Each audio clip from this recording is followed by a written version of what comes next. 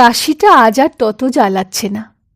ডাক্তারের নিষেধ না মেনে বৃষ্টি ভেজা শ্রাবণেরই বিকেলবেলায় জ্যোৎস্নাময়ী তাই আজ বৃদ্ধাবাসের একতলার এই বারান্দায় এসে বসেছেন।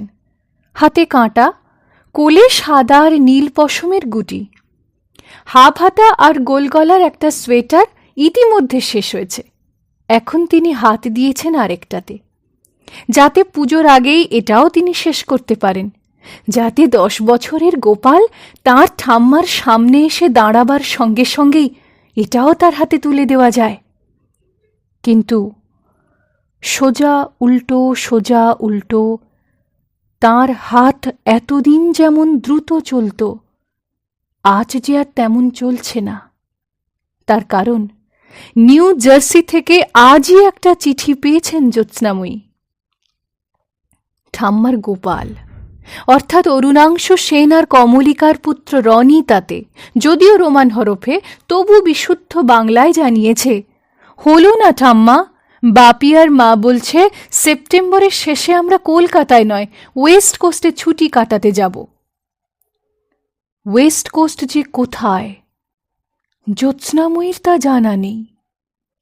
তবু এটুকু তিনি ঠিক বুঝতে পারেন যে ছুটি কাটাবার পক্ষে এই নোংরা বিষণ্ণ কলকাতার চেয়ে সেটা অনেক বেশি ভালো জায়গা।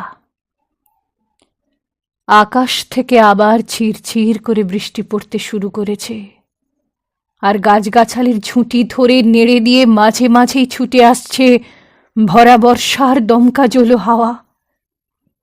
সামনের মাঠে তারই মধ্যে উদম গায়ে খেলা করছে কয়েকটি ছেলে।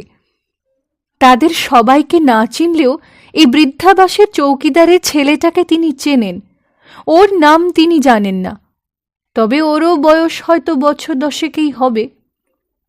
মাঠের দিকে অপলক তাকিয়ে থাকতে থাকতে কি যে হলো, হঠাৎ চেয়ার ছেড়ে এগিয়ে গেলেন জ্যোৎস্নাময়ী।